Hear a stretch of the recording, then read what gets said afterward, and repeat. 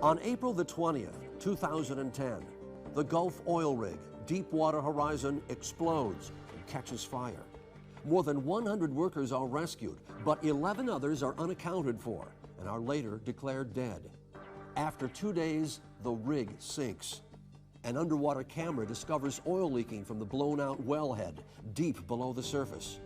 The rig's operator, oil giant BP, makes several attempts over the next 3 months to stop the flow, while Gulf Coast states scramble to contain the widening spill.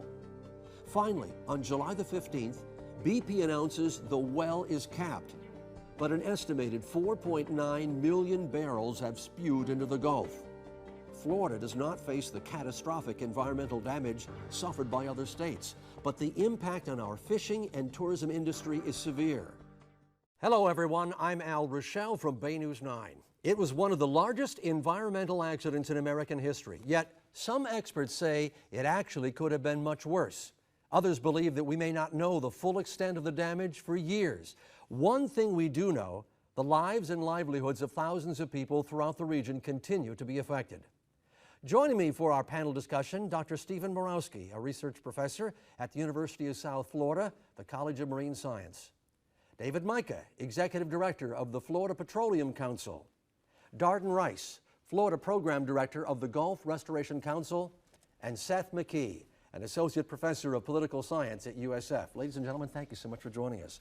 All right, Steve, let me start with you right off the top. When somebody thinks about the Gulf oil spill, what word or words come to mind when you think of that?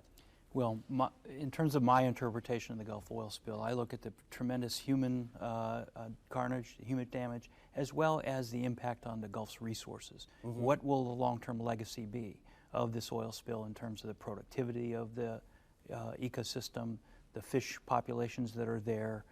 Can we connect the oil spill to many phenomena that we see in the Gulf right now in terms of marine mammals, turtles, and other things? Yeah, David, what do you think of? Well, certainly the tragedy, Al, is something that we think of, the loss of human life of colleagues that I work with.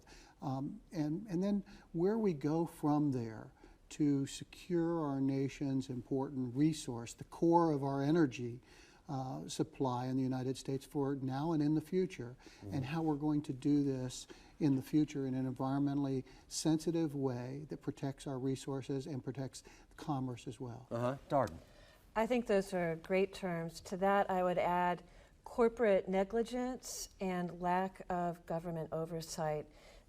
Deepwater drilling is a risky enterprise, and clearly from this BP oil spill disaster, it shows that we don't have the resources to even begin to know how to stop or fix an accident of this magnitude. Seth. I think about how fleeting issues can be. Coming from a political science perspective, this was just a massive disaster, one of the biggest we've had, and yet public opinion has moved off it fairly fast. You know, when you think about what's on the minds of the typical voter, it's almost like a different day. And of course the effects are still there, and we have to think about these issues in terms of energy and what we're going to do in the future.